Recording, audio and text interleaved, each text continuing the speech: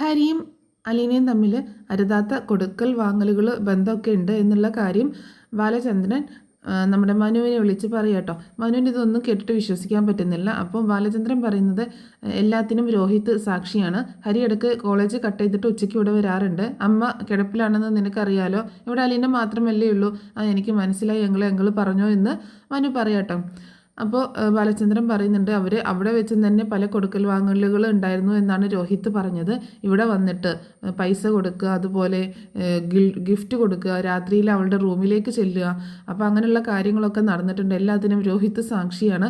പിന്നെ ഞാൻ സാക്ഷിയൊന്നുമില്ല, ഇതൊക്കെ സത്യമാണോ അങ്കിളെന്ന് ചോദിക്കുക കേട്ടോ. മനു ആണെങ്കിൽ ഇതെല്ലാം കൂടി കേട്ടിട്ട് ആകെ വിഷമിച്ച് പോകണം, സങ്കടം വരും കേട്ടോ മനുവിന്. അപ്പോൾ മനു ചോദിക്കുന്നുണ്ട് ഇതൊക്കെ സത്യമാണോ അങ്കിളെന്ന് ചോദിക്കുമ്പോൾ സത്യമാണോ എന്ന് ചോദിച്ചാൽ ഞാനൊന്നിനും ദൃക്സാക്ഷിയല്ല, ഞാൻ അവളെ വിളിച്ച് ചോദിച്ചു, അവൾക്കൊന്നിനും തൃപ്തികരമായിട്ടുള്ള മറുപടി ഇല്ല എന്ന് പറയട്ടോ. അത് കാരണം അവളെ ഇവിടുന്ന് പറഞ്ഞയക്കാനാണ് തീരുമാനം. അതിനു മുൻപ് നിന്നോട് പറയേണ്ട ഒരു മര്യാദ ഇല്ലേ, നമ്മൾ രണ്ടുപേരും കൂടിയിട്ടല്ലേ കഴക്കൂട്ടത്ത് പോയിട്ട് അവളെ കൂട്ടിക്കൊണ്ടുവന്നത്, അതാണ് ഞാൻ നിന്നെ വിളിച്ചത്.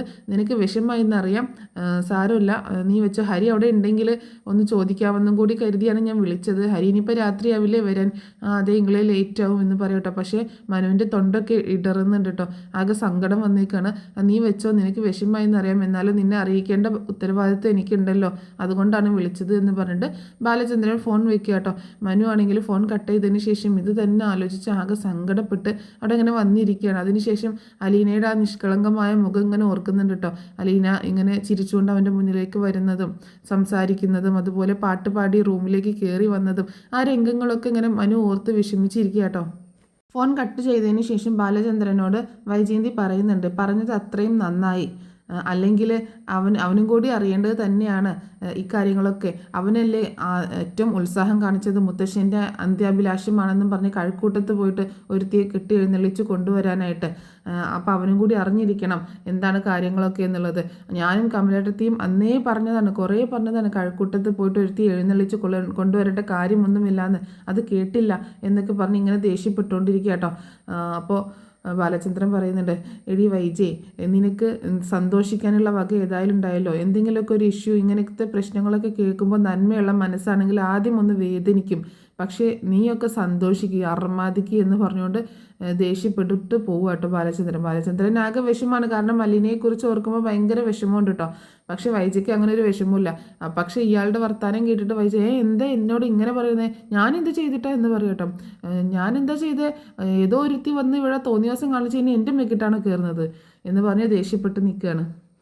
പിന്നീട് കാണിക്കുന്നത് പിറ്റേ ദിവസം രാവിലെ കേട്ടോ, പത്രം വന്നത് മുറ്റത്ത് പോയി എടുത്തുകൊണ്ട് വന്നിട്ട് അവിടെ സിറ്റ് ഔട്ടിൽ ഇരുന്നുകൊണ്ട് പത്രം വായിച്ചുകൊണ്ടിരിക്കുക കേട്ടോ ബാലചന്ദ്രൻ. ആ സമയത്ത് ചായയും കൊണ്ട് അലീന അങ്ങോട്ടേക്ക് വരുന്നുണ്ട്. ചായ എന്ന് പറഞ്ഞ് ചായ നീട്ടുക കേട്ടോ. അങ്ങനെ ബാലചന്ദ്രൻ അവളെ ഒന്നും ഇങ്ങനെ നോക്കിയതിന് ശേഷം ആ ചായ വാങ്ങിക്കുന്നുണ്ട്. അപ്പോൾ അലീന പറയുന്നുണ്ട്, ഞാൻ ഇന്ന് പോവുകയാണെന്ന് പറയട്ടോ. അപ്പോൾ ഒരു വല്ലാത്ത നോട്ടം നോക്കട്ടോ ബാലചന്ദ്രൻ, വളരെ വിഷമത്തോട് കൂടിയിട്ടും.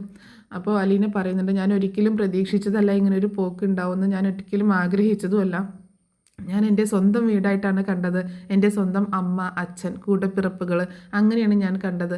അതിനുള്ള പ്രതിഫലം എനിക്ക് കിട്ടി എന്ന് പറയാട്ടോ. ഇതൊക്കെ കേട്ടിട്ട് ഒന്നും മിണ്ടാതെ അവളെ ഇങ്ങനെ നോക്കിക്കൊണ്ട് നിൽക്കുകയാണ് ബാലചന്ദ്രൻ. അപ്പോൾ അലീന പറയുന്നുണ്ട്, ഞാനിനി അങ്ങനെ കാണാൻ പാടില്ലായിരുന്നു, ഇനി ഒരിക്കലും ഇനി ഇങ്ങോട്ടേക്ക് വരാനൊന്നും പറ്റില്ലല്ലോ, എന്താണെങ്കിലും പക്ഷെ ഞാൻ ഈ തിരിച്ചുപോക്ക് ആഗ്രഹിച്ചതല്ല, സാറ് പോലും എന്നെ തെറ്റിദ്ധരിച്ചില്ലേ എന്ന് പറയാട്ടോ. ഇത് കേട്ടിട്ട് അലീനെ ഒന്നും കൂടി നോക്കുന്നുണ്ട് കേട്ടോ. വളരെ വിഷമാവുന്നുണ്ട് ബാലചന്ദ്രന്. എന്താണെങ്കിലും ഇനി ഞാൻ പോവുകയാണ്, ഇനി നിൽക്കുന്നില്ല, ഇനി ഒരിക്കലും ഇങ്ങോട്ടേക്ക് വരാൻ പറ്റില്ല എന്നാണ് തോന്നുന്നത്. അതുപോലെ ഇനി പോകുന്ന സമയത്ത് യാത്ര പറയാൻ പറ്റിയില്ലെങ്കിലോ, അതാണ് ഞാനിപ്പോൾ പറഞ്ഞത് എന്ന് പറഞ്ഞിട്ട് അലീന അവിടെ നിന്ന് പോവാട്ടോ. ബാലചന്ദ്രനാണെങ്കിൽ ആകെ വിഷമമാണ്. പെട്ടെന്ന് കണ്ണട അഴിച്ചിട്ട് കണ്ണ് തുടക്കുകയൊക്കെ ചെയ്യുന്നുണ്ട്. അപ്പം ബാലചന്ദ്രനും കൂടി അവളെ തെറ്റിദ്ധരിച്ചല്ലോ എന്നുള്ളൊരു വിഷമം അലീനയ്ക്ക് ഉണ്ട് കേട്ടോ.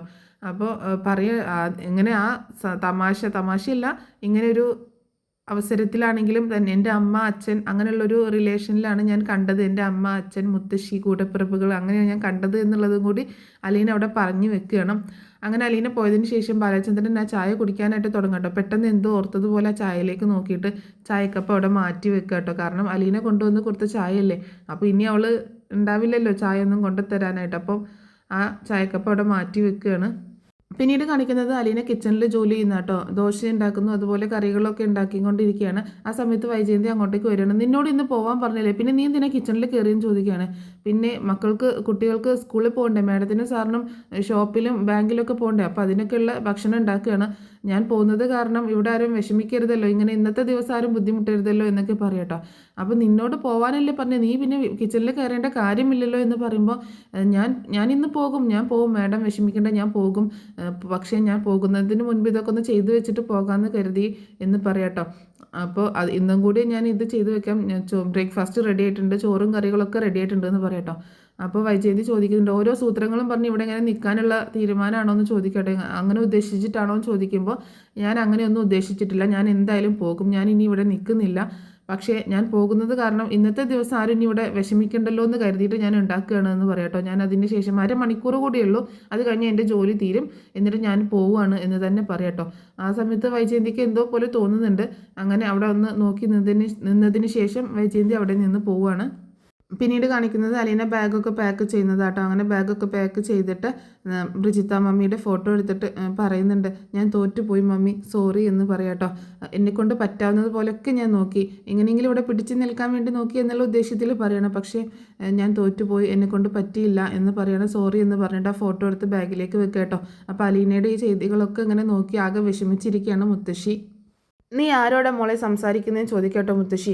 അപ്പോൾ എന്നെ ഇങ്ങോട്ട് അയച്ച ആളോടാണ് എന്ന് പറയാട്ടോ അലീന. എന്നിട്ട് മുത്തശ്ശിയുടെ അടുത്തേക്ക് ചെന്ന് പറയുന്നുണ്ട്, മമ്മിക്ക് വലിയ പ്രതീക്ഷയായിരുന്നു എനിക്ക് ഇവിടെ പിടിച്ചു നിൽക്കാൻ പറ്റുമെന്ന്, ഞാൻ എൻ്റെ പരമാവധി നോക്കി, പക്ഷേ എനിക്ക് കഴിഞ്ഞില്ല എന്ന് പറഞ്ഞ് സങ്കടപ്പെട്ടിരിക്കാട്ടോ. എനിക്കൊരിക്കലും ഇവിടെ നിന്ന് പോകാൻ ആഗ്രഹം ഉണ്ടായിട്ടില്ല, പക്ഷേ ഇങ്ങനെ പോവേണ്ടി വരുമെന്ന് ഞാൻ പ്രതീക്ഷിച്ചോ ഇല്ല എന്ന് പറയണം അലീന. അപ്പോൾ മുത്തശ്ശി പറയുന്നുണ്ട്, എവിടെ പോയാലും എൻ്റെ കുഞ്ഞിന് നല്ലതേ വരുള്ളൂ, എൻ്റെ പ്രാർത്ഥനയും അനുഗ്രഹവും ഒക്കെ എപ്പോഴും കൂടെ ഉണ്ടാവും എന്ന് പറയട്ടോ. അപ്പോൾ അലീനയ്ക്ക് ഭയങ്കര വിഷമമാണ്. മുത്തശ്ശിയുടെ കൈ പിടിച്ച് നെറ്റിയിൽ വെച്ചിട്ട് ഇങ്ങനെ കരയാട്ടോ. എന്നിട്ട് പറയുന്നുണ്ട്, എനിക്ക് മുത്തശ്ശിയുടെ ഈ അനുഗ്രഹം മാത്രം മതി, വേറെ ഒന്നും വേണ്ട എന്ന് പറയാട്ടോ. എനിക്ക് ഭാഗ്യമില്ലാതായിപ്പോയി, അതുകൊണ്ടാണ് നിനക്ക് ഇവിടെ നിന്ന് പോവേണ്ടി വരുന്നതെന്ന് മുത്തശ്ശി പറയാട്ടോ. ദൈവങ്ങൾ വിചാരിച്ചിട്ടുണ്ടാവും സൗദാമിനി അങ്ങനെ അങ്ങ് സന്തോഷിക്കേണ്ട എന്ന് പറഞ്ഞ് വിഷമിക്കുകയാണ്.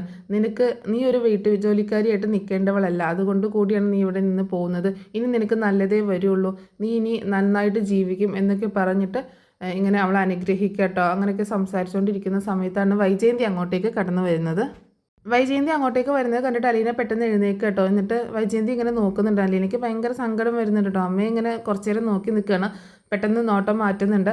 അങ്ങനെ വൈജയന്തി വന്നിട്ട് ഇത് നിൻ്റെ ശമ്പളമാണെന്ന് പറഞ്ഞിട്ട് അവൾക്ക് കുറച്ച് കാശ് കൊടുക്കുക കേട്ടോ. അപ്പം അലീന ആദ്യം ഒന്നും മടിച്ചെങ്കിലും പിന്നെ ആ കാശ് വാങ്ങിക്കുന്നുണ്ട്. വാങ്ങിച്ചിട്ട് ഉടനെ തന്നെ ഒരു 200 രൂപ 100 രൂപയുടെ നോട്ട് ഒന്ന് ഇട്ടണം, ഇത് നിൻ്റെ തോന്നിവാസത്തിനാണെന്ന് പറയാം. അപ്പോൾ അലീന പറയുന്നുണ്ട്, അതെനിക്ക് ആവശ്യമില്ല എന്ന് പറയണം. നീ എന്തൊക്കെയാണ് കൊച്ചേ അവളോട് പറയുന്നത് എന്ന് ചോദിക്കുകയാണ്. നീ എന്തൊക്കെയാണ് അലീനയോട് പറയുന്നതെന്ന് ചോദിക്കട്ടെ മുത്തശ്ശി. 100 200 ആവശ്യം ഉണ്ടാവില്ലല്ലോ, ഇവിടെ നിന്ന് കാശ് അടിച്ചു മാറ്റിയതിന് അതിനേക്കാൾ കൂടുതലുണ്ടല്ലോ, അങ്ങനെയല്ലേ വല്ലവന്മാർക്കൊക്കെ ദാനം ചെയ്യാനൊക്കെ നിന്നത് എന്ന് പറയാട്ടോ. അപ്പോൾ നീ എന്തൊക്കെയാണ് അവളോട് പറയണതെന്ന് ചോദിക്കുകയാണ് മുത്തശ്ശി. ബാലചന്ദ്രൻ്റെ ബാഗിൽ നിന്നും പേഴ്സിൽ നിന്നൊക്കെ ആയിട്ട് 2500 രൂപയാണ് ഇവൾ അടിച്ചു മാറ്റിയേക്കുന്നത്, എന്നിട്ട് അത് കണ്ടവൾമാർക്ക് ദാനം ചെയ്യാൻ നിന്നു എന്നൊക്കെ പറഞ്ഞ് വീണ്ടും കള്ളിയാക്കാൻ ശ്രമിക്കുക കേട്ടോ. ഉടനെ തന്നെ അലീന എന്താ ചെയ്യുന്നതെന്ന് വെച്ചാൽ അവളുടെ കയ്യിൽ നിന്ന് ഒരു 2500 രൂപ ശമ്പളം കൊടുത്തതിൽ നിന്ന് 2500 രൂപ എണ്ണിയെടുക്കുക കേട്ടോ. അതേസമയം വൈജയന്തി എന്നാൽ ഇത് പിടിച്ചോ എന്ന് പറഞ്ഞുകൊണ്ട് മറ്റേ കാശ് നീട്ടുന്നുണ്ട് കേട്ടോ. തിരിച്ച് വൈജയന്തിക്ക് 2500 രൂപ നീട്ടി കാണിച്ചു കൊടുക്കുക. ഇത് വാങ്ങിക്കുക എന്ന് പറയട്ടോ. ഇത് എന്തിനാണ് എനിക്ക് തരുന്നതെന്ന് ചോദിക്കുമ്പോൾ ഞാൻ ഇവിടെ നിന്ന് അടിച്ചു മാറ്റിയ 2500 രൂപയെന്ന് പറയട്ടോ. അത് നീ ഇതുവരെ സമ്മതിച്ചിട്ടില്ലല്ലോ, ഞാൻ ചോദിക്കുമ്പോഴൊക്കെ തർക്കത്തരല്ലേ പറഞ്ഞിട്ടുള്ളൂ എന്ന് പറയുമ്പോൾ ഞാൻ ഇപ്പോൾ സമ്മതിച്ചിരിക്കുന്നു, ഇത് വാങ്ങിക്കൂ എന്ന് പറയുമ്പോൾ ഇനി എനിക്കത് വേണ്ട എന്ന് പറയട്ടോ. ഞാൻ വാങ്ങിക്കത്തില്ല, ചോദിക്കുമ്പോഴൊക്കെ നീ കള്ളം പറഞ്ഞിട്ട് ഞാൻ എടുത്തിട്ടില്ല എന്ന് പറഞ്ഞിട്ട് ഇപ്പോൾ നീ സമ്മതിക്കുന്നു എന്നൊക്കെ ചോദിക്കുകയാണ്. അലീന പറയുന്നുണ്ട്, ഞാൻ ഇപ്പോൾ സമ്മതിച്ചിരിക്കുന്നു, ഞാൻ എടുത്തിട്ടുണ്ട്, ആ 2500 രൂപയാണ്, മാഡം ഇത് വാങ്ങിച്ചാൽ മാത്രമേ ഞാൻ ഇവിടെ നിന്ന് പോകത്തുള്ളൂ എന്ന് പറയട്ടോ. അത് കേട്ടിട്ട് വൈജയന്തിക്ക് എന്തോ പോലെ തോന്നുകയാണ്. അപ്പോൾ വൈജയന്തി പെട്ടെന്ന് പറയുന്നുണ്ട്, ഞാനല്ലല്ലോ വാങ്ങിക്കേണ്ടത്, എൻ്റെ കാശില്ലല്ലോ, സാറിൻ്റെ കാശല്ലേ, സാറിൻ്റെ കയ്യിൽ തന്നെ അത് കൊടുത്താൽ മതി എന്ന് പറഞ്ഞിട്ട് വൈജയന്തി അങ്ങനെ നിൽക്കുക കേട്ടോ. പെട്ടെന്ന് അലീന ഇങ്ങോട്ടേക്ക് മാറി വന്നിട്ട് ബാഗ് എടുത്തിട്ട് മുത്തശ്ശിയുടെ ബെഡിൽ കൊണ്ടുവന്ന് നിൽക്കുക കേട്ടോ. എന്നിട്ട് അത് തുറന്ന് കാണിക്കുകയാണ്. ഇത് മാഡത്തിന് ഇതും കൂടി പരിശോധിക്കാമെന്ന് പറയാട്ടോ. നീ എന്താടി അതിനെ കളിയാക്കണോ എന്ന് ചോദിക്കട്ടോ. കളിയാക്കിയതല്ല, ഞാൻ കാര്യമായിട്ട് പറഞ്ഞതാണ്. ഞാൻ ഇവിടെ നിന്ന് പോയതിന് ശേഷം ഇനി ഇതെടുത്തു എന്ന് പറഞ്ഞ് പുറകെ വന്ന് നാണം കെടുത്തരുത് എന്ന് പറയാട്ടോ. അത് കേട്ടിട്ട് വൈജയന്തിക്ക് ഭയങ്കര ദേഷ്യം വരികയാണ്. പെട്ടെന്ന് വൈജയന്തി അവിടെ നിന്ന് പോവുക കേട്ടോ. അപ്പോൾ എന്താണെങ്കിലും അലീന ഇറങ്ങുകയാണ്, ബാഗൊക്കെ എടുത്തിട്ട് ഇറങ്ങുകയാണ്. മുത്തശ്ശിയെ പിന്നീട് യാത്ര പറയുന്നൊന്നുമില്ല കേട്ടോ. പിന്നെ അലീന ബാഗൊക്കെ എടുത്തിട്ട് ഇറങ്ങുകയാണ്. അങ്ങനെ ഹോളിലേക്ക് വരുമ്പോൾ ബാലചന്ദ്രൻ അവിടെ ടേബിളിൽ ഇരുന്ന് പത്രം വായിക്കുന്നുണ്ടായിരിക്കും കേട്ടോ. അങ്ങനെ അടുത്തേക്ക് വന്നിട്ട് സാർ ഞാൻ പോവാണ്. ഓ അത് ശരി എന്ന് പറയാം കേട്ടോ. സാർ എന്നോട് ഒരുപാട് സൗമനസ്യം കാണിച്ചിട്ടുണ്ട്. ആരും അല്ലാതിരുന്ന് എനിക്ക് വേണ്ടിയിട്ട് നേരിൻ്റെ ഭാഗത്ത് നിന്ന് എനിക്ക് വേണ്ടി സംസാരിച്ചിട്ടുണ്ട്. സാർ എനിക്ക് വേണ്ടി അത്രയെങ്കിലും ചെയ്തല്ലോ. എല്ലാത്തിനും എനിക്ക് സാറിനോട് നന്ദിയുണ്ടെന്ന് പറയാം കേട്ടോ. അപ്പോൾ എന്നിട്ട് അലീന കയ്യിലുള്ള കാശ് എടുത്തുകൊണ്ട് ബാലചന്ദ്രൻ്റെ നേരെ നീട്ടുന്നുണ്ട്. സാർ ഇത് വാങ്ങിക്കണം എന്ന് പറയട്ടോ. ഇതെന്താ എന്ന് ചോദിക്കുമ്പോൾ ഞാൻ ഇവിടെ നിന്ന് സാറിൻ്റെ പെട്ടിയിൽ നിന്നും ബാഗിൽ നിന്നൊക്കെ മോഷ്ടിച്ചെടുത്ത 2500 രൂപയാണെന്ന് പറയട്ടോ. ഇതൊക്കെ കേട്ടുകൊണ്ട് വൈജയന്തി പുറകെ നിൽക്കുന്നുണ്ട്. മക്കളൊക്കെ ബബിതയും രോഹിത്തും കൃഷ്ണയൊക്കെ കോളേജിലും സ്കൂളിലും പോകാനായിട്ട് ഇറങ്ങി വരുന്നുണ്ട് കേട്ടോ. അപ്പോൾ ഇത് നീ എന്താ ഇങ്ങനെ പറയുന്നതെന്നുള്ള രീതിയിൽ നിൽക്കുമ്പോൾ സാർ ഇത് വാങ്ങിക്കണം, ഞാൻ സാറുടെ പെട്ടിയിൽ നിന്ന് ഒക്കെ മോഷ്ടിച്ചെടുത്ത പൈസയാണ്, ഇത് വാങ്ങിക്കണമെന്ന് പറയട്ടോ. അപ്പോൾ അത് കേട്ടിട്ട് ബബിത ഇങ്ങനെ കൃഷ്ണയെ നോക്കുന്നുണ്ട് കേട്ടോ. അപ്പോൾ ഇതൊക്കെ സത്യമാണെന്നുള്ള രീതിയിലാണ്. രോഹിത്താണെങ്കിൽ തല താഴ്ത്തി നിൽക്കണമെന്നും പറയുന്നില്ല കേട്ടോ. അപ്പോൾ ബാലചന്ദ്രൻ ഇങ്ങനെ വാങ്ങിക്കാതെ നിൽക്കുക കേട്ടോ. ഇത് നീ ശരിക്കും എന്ന് പറയുമ്പോൾ ഞാൻ സമ്മതിച്ചല്ലോ, ഞാൻ എടുത്തതാണെന്ന് ഞാൻ സമ്മതിച്ചല്ലോ, സാർ ഇത് വാങ്ങിക്കണം, വാങ്ങിച്ചിട്ടില്ലെങ്കിൽ ഞാൻ ഇവിടെ ഇങ്ങനെ തന്നെ നിൽക്കുമെന്ന് പറയാണ്. അപ്പോൾ വൈജയന്തി വന്നിട്ട് പറയുന്നുണ്ട്, വാങ്ങിച്ചോ ബാലചന്ദ്ര, അവൾ സമ്മതിച്ചില്ല എല്ലാം, ഇപ്പോൾ ഇനി അവൾക്ക് പിടിച്ചു നിൽക്കാൻ പറ്റില്ല, അവൾ സമ്മതിച്ചില്ല, അത് വാങ്ങിച്ചോ എന്ന് പറയുമ്പോൾ ബാലചന്ദ്രൻ വാങ്ങിക്കാതെ നിൽക്കുക കേട്ടോ. അപ്പോൾ വൈജയന്തി പെട്ടെന്ന് വന്നിട്ട് അവളുടെ കയ്യിൽ നിന്ന് ആ കാശ് വാങ്ങിച്ചിട്ട് ബാലചന്ദ്രൻ്റെ കയ്യിലേക്ക് കൊടുക്കുകയാണ്. ഇനി ഞാൻ പൊക്കോട്ടെ എന്ന് പറഞ്ഞിട്ട് അലീന പോകാനായിട്ട് തിരിയാട്ടോ. ആ സമയത്ത് ബാലചന്ദ്രൻ എഴുന്നേറ്റ് വന്നിട്ട് പറയുന്നുണ്ട്, ഞാൻ ബസ് സ്റ്റോപ്പിൽ കൊണ്ടുവിടാമെന്ന് പറയാട്ടോ. അപ്പോൾ അലീന പറയുന്നുണ്ട്, വേണ്ട സാർ, എനിക്ക് നടക്കാനുള്ള ദൂരമേ ഉള്ളൂ എന്ന് പറയണം. ഞാൻ പോവുക എന്ന് പറയുന്ന സമയത്താണ് തിരിയുമ്പോൾ രോഹിത്തിൻ്റെ മുഖത്തേക്ക് നോക്കുക കേട്ടോ. അങ്ങനെ ബാഗ് അവിടെ വെച്ചിട്ട് കൃഷ്ണയുടെയും ബബിതയുടെയും മുഖത്തേക്ക് ഇങ്ങനെ നോക്കുകയാണ്. എന്നിട്ട് ബാഗ് താഴെ വെച്ചതിന് ശേഷം കൃഷ്ണയുടെയും ബബിതയുടെ അടുത്തേക്ക് ചെല്ലുക കേട്ടോ. ഞാൻ നിങ്ങളെ എൻ്റെ സ്വന്തം അനിയത്തിമാരായിട്ടാണ് കണ്ടിട്ടുള്ളത്, നന്നായിട്ട് പഠിക്കണം എന്നൊക്കെ പറഞ്ഞ് ഇങ്ങനെ അവരോട് സംസാരിച്ച് നിൽക്കുക കേട്ടോ. കൃഷ്ണയ്ക്ക് ഭയങ്കര സങ്കടമാണ്. ബബിത ഇതൊന്നും മൈൻഡ് ചെയ്യുന്നിട്ടില്ല കേട്ടോ. ബബിതയ്ക്ക് ഇതൊന്നും ഇഷ്ടപ്പെടാത്ത രീതിയിലുള്ള ആക്ഷനാണ് ബബിത കാണിക്കുന്നത്. കൃഷ്ണയാണെങ്കിൽ സങ്കടപ്പെട്ടുകൊണ്ട് നിൽക്കുകയാണ്. ചേച്ചി പോട്ടെ എന്ന് പറയാം കേട്ടോ. അങ്ങനെ തിരിച്ചു പോരുന്ന സമയത്ത് രോഹിത്തിൻ്റെ അടുത്തേക്ക് ചെന്നിട്ട് പറയുന്നുണ്ട്, രോഹിത്തിൻ്റെ മനസ്സിൽ എന്നെക്കുറിച്ചുള്ള എല്ലാ ധാരണകളും മാറ്റണം, മായ്ച്ചു കളയണം എന്ന് പറയാം കേട്ടോ. ഹരിശങ്കർ നിനക്ക് പറഞ്ഞു തന്ന തരത്തിലുള്ള പെണ്ണല്ല ഞാൻ എന്ന് പറയാണ് അലീന. അപ്പോൾ എന്നിട്ട് പറയുന്നുണ്ട്, അതുപോലെ ഹരിശങ്കറുമായിട്ടുള്ള കൂട്ടുകെട്ട് നീ അവസാനിപ്പിച്ചിട്ടില്ലെങ്കിൽ നീ വലിയ കുഴപ്പത്തിലൊക്കെ ചെന്ന് ചാടും എന്നും കൂടി പറയാട്ടോ. അപ്പോൾ രോഹിത്ത് പറയുന്നുണ്ട്, നീ ഒരു കോപ്പം പറയണ്ടെന്ന് ദേഷ്യപ്പെട്ടുകൊണ്ട് പതുക്കെ പറയാട്ടോ. അപ്പോൾ അലീനയ്ക്ക് ആകെ വിഷമാവുന്നുണ്ട്. അപ്പോൾ വൈജയന്തി വന്നിട്ട് പറയുന്നുണ്ട്, അല്ലേ ഉപദേശിക്കാൻ ചെന്നേക്കുന്നു, അതിന് പറ്റിയൊരു സാധനം എന്ന് പറഞ്ഞിട്ട് അവളെ വീണ്ടും കുറ്റപ്പെടുത്താട്ടോ. അപ്പോൾ സോറി, ഞാൻ എന്തെങ്കിലും തെറ്റ് ചെയ്തിട്ടുണ്ടെങ്കിൽ സോറി, എന്നോട് ക്ഷമിക്കണം എന്ന് വൈജയന്തിയോട് പറയാട്ടോ. ഞാൻ പോവുകയാണ് എന്നുള്ള രീതിയിൽ പറഞ്ഞിട്ട് വൈജയന്തിയുടെ മുഖത്തേക്ക് ഇങ്ങനെ വിഷമത്തോടെ നോക്കി നിൽക്കട്ടോ. കാരണം അമ്മയാണല്ലോ, അമ്മയുടെ മുഖത്തേക്ക് ഇങ്ങനെ നോക്കി നിൽക്കുകയാണ്. അതിനുശേഷം അലീന വീട്ടിൽ നിന്ന് ഇറങ്ങുകയാണ്.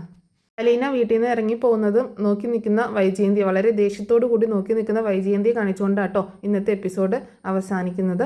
നാളത്തെ എപ്പിസോഡിൻ്റെ സ്റ്റോറി ഞാൻ ഉടനെ തന്നെ പറഞ്ഞ് അപ്ലോഡ് ചെയ്യുന്നതായിരിക്കും കേട്ടോ. അപ്പോൾ എല്ലാവരുടെയും സപ്പോർട്ട് പ്രതീക്ഷിച്ചുകൊണ്ട് നിർത്തുന്നു.